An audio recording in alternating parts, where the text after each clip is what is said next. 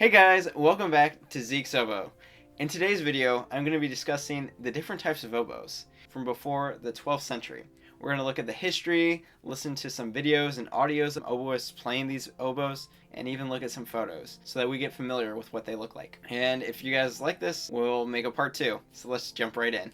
Alright guys, so I'm here on the internet and we're going to just dive in with a little bit of history about the oboe. So as you can see here, the oboe has historically been a double reed instrument, and there are variations to what this double reed instrument looked like and how it was used. It's been used all over the world, and if you guys want to learn more, you can read this thesis by Perry O. Stevens in 1995. I looked a little bit about it, and it was quite good. I'm going to include the links to everything that you see here, and I show you guys so that way you can find it and rewatch these videos on your own time.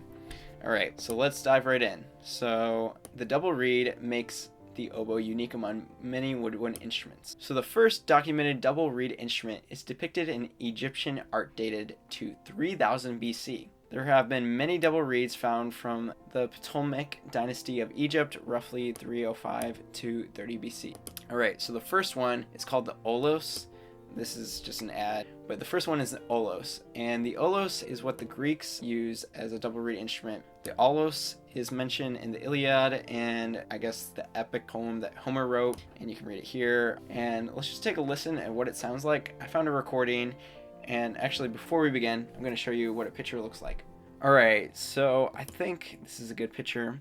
So as you can see here, it's basically two instruments, and you're playing them at the same time. There's double reeds at the top. Yeah, there's just a couple keys, but basically there's holes that you cover, and usually one's like a drone sounding, so it will just be playing one note the whole time, and then the other will change to make harmonies with it. Alright, let's give it a listen.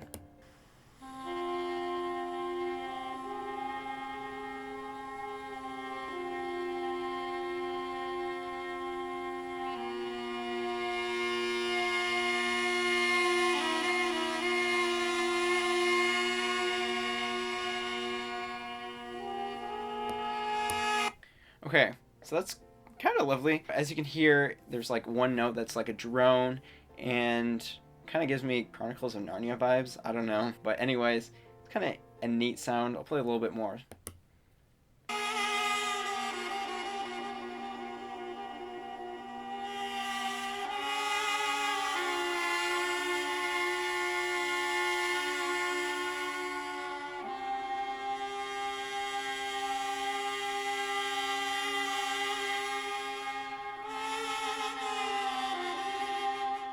So yeah, as you can see, it's pretty cool how you're able to play basically two instruments at once. If you notice, he has basically the whole reed in his mouth. So he has both the reeds in his mouth, and he's playing both of them.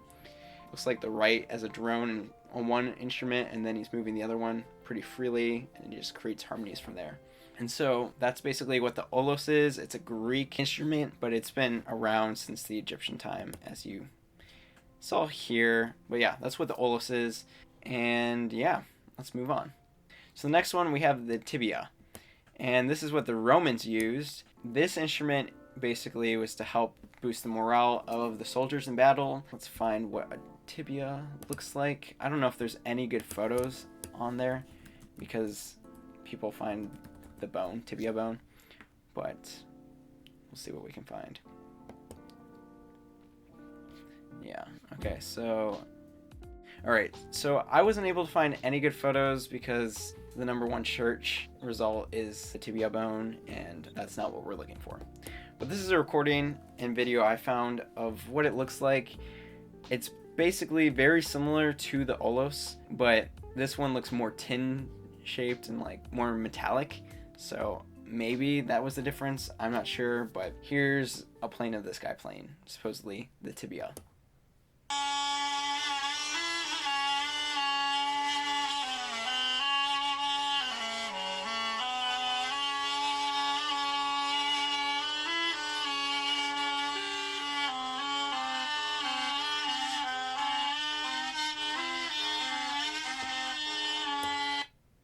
Alright, so basically, this is basically the same technique as the other instrument. You have two instruments in your mouth, but This one sounds a little more, I guess, brighter because the material is different, and I'm not sure if this is the exact material you're supposed to use, but it sounds pretty cool. Basically the same thing, just a different variation. If anyone knows what a tibia is actually, please leave that in the comments below because I love to learn more about it. I haven't found too much out there, and this is like the only video I could find. And yeah, let's move on. Alright, so the next instrument is called the Zurna. So the Zurna is actually kind of pretty cool, and it's commonly used in a few countries today. So no one actually knows for certain where the instrument called the oboe originated, but it's generally believed it came from the Middle Eastern double reed instrument called the Zurna or Zurna. So people believe this is what the modern oboe originated from, and I'll show you a better picture than this. But basically, it's very similar to the modern day oboe and has two parts, the double reed and its mouthpiece. It has a small metal adapter that allows the reed to fit inside the small bore of the top of the instrument. This is very similar to the oboe reed, and the sound of the Zurna makes is described as a nasal, piercing, and loud sound. So that's kind of similar to a modern day oboe. It's very loud and piercing. This is what some people believe the modern day oboe came from, but no one actually knows, and it's slightly different, but the idea is that the Zurna is one instrument and not two, like the Aulos and the Tibia. So that's the biggest difference between this one from the previous two that I showed you. And yeah, it's still used today. And these are the countries. I think I have a Turkey recording that I'm going to show you guys. If not, maybe I can pull up one. But yeah. Oh, here's another picture of what a Turkish one looks like. But yeah, let's find some better photos. So yeah, so here is a couple photos of it. As you can see here, there's like a little metal thing right here, and then there's the reed. As you can see, it's very wide at the end, and I guess there's different variations of Zurna. I think there's like, just like how there's different variations of like the oboe. You have the soprano voice, the alto voice, the tenor voice, and the bass voice. There's different voices for the Zurna, and that's why this one's bigger. I think this might be the alto Zurna. I'm not sure, but let's listen.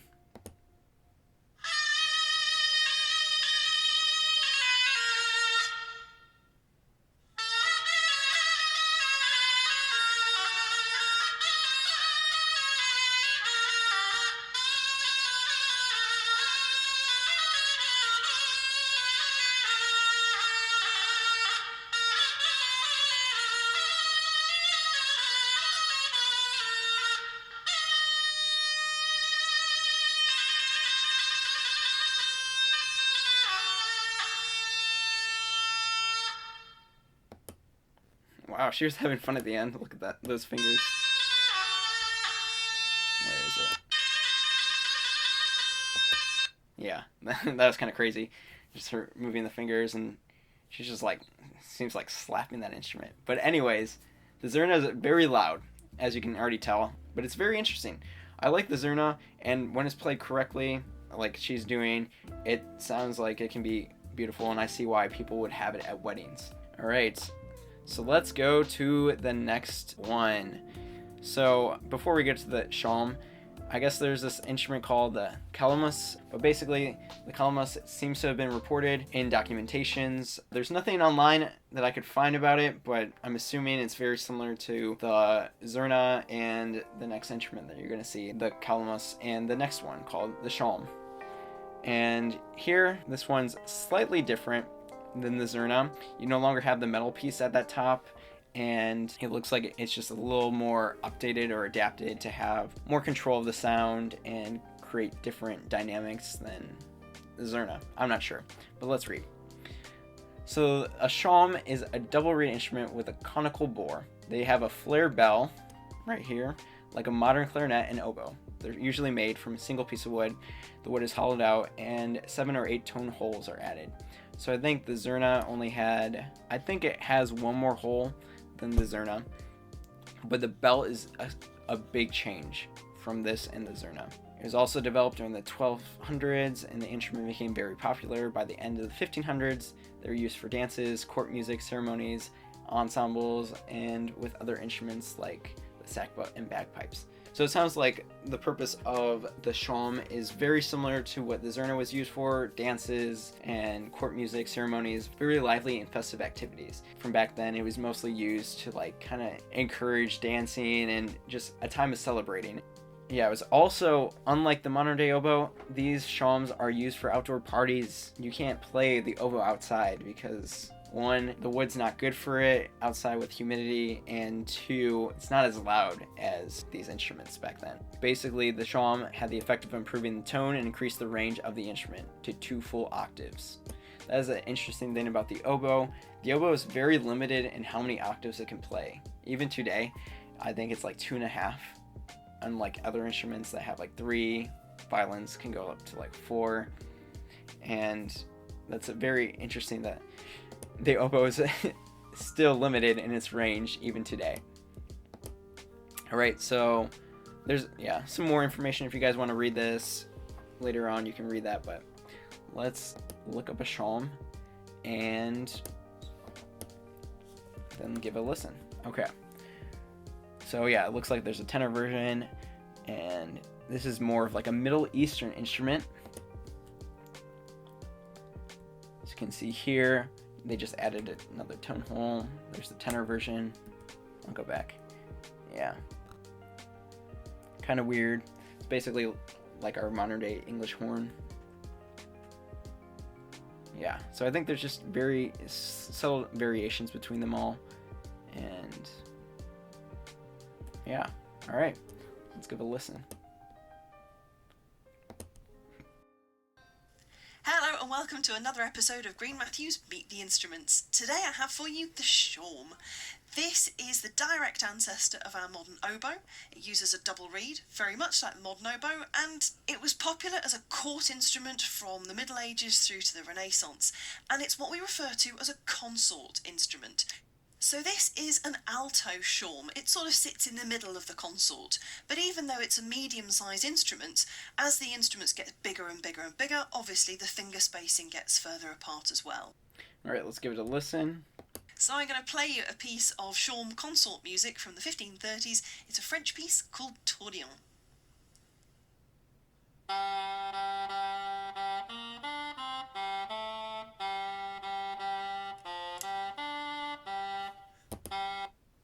Yeah, I can already tell how it has a more stable tone than the previous one, the Zurna.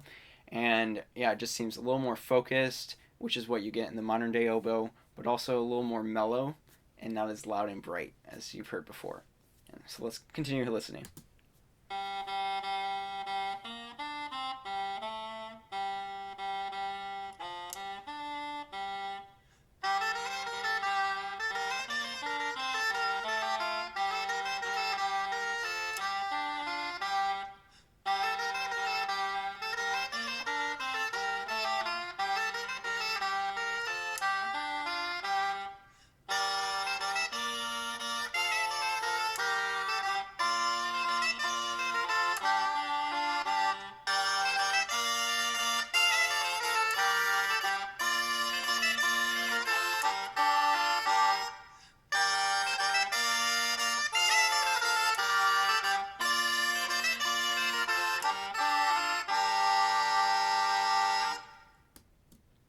Alright, so that was actually really cool, and you got to see variations of the shawm from, looks like the soprano, alto, and the tenor. So I'm going to include her channel down in the description, so if you guys want to check that out, you're more than welcome to. Yeah.